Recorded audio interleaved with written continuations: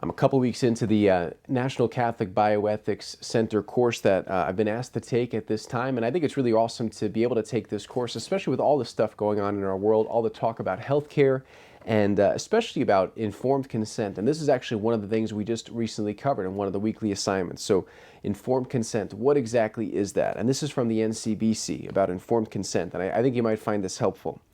So, principle of informed consent. So, they say it is the right and responsibility of every competent individual to advance his or her own welfare. This right and responsibility is exercised by freely and voluntarily consenting or refusing consent to recommended medical procedures based on a sufficient knowledge of the benefits, burdens, and risks involved.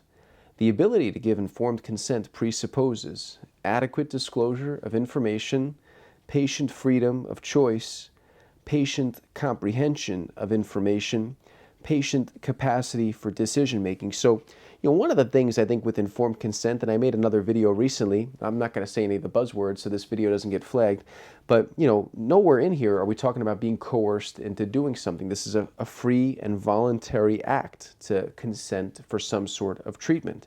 And that presumes that there's an adequate disclosure of information. We know what exactly is going to be done to us or not done to us. We know that a person is freely choosing to do something, not being coerced.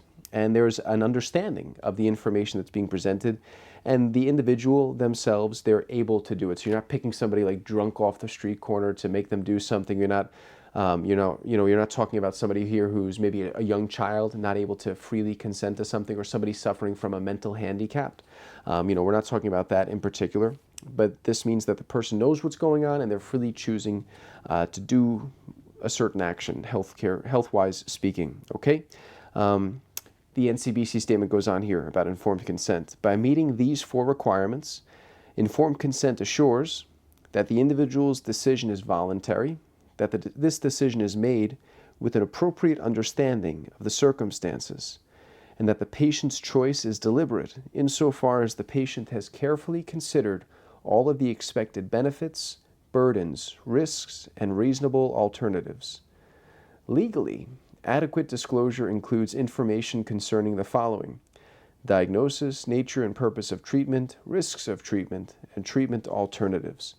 Okay, so a couple of different things there to pack. I'm going to try to put this little sheet from the National Catholic Bioethics Center here in the description for this video. But I think it's a pretty important topic. It's definitely something that is really much of a talking point today, and something that's really much on the hearts of many people today, given the current health crisis we find ourselves in.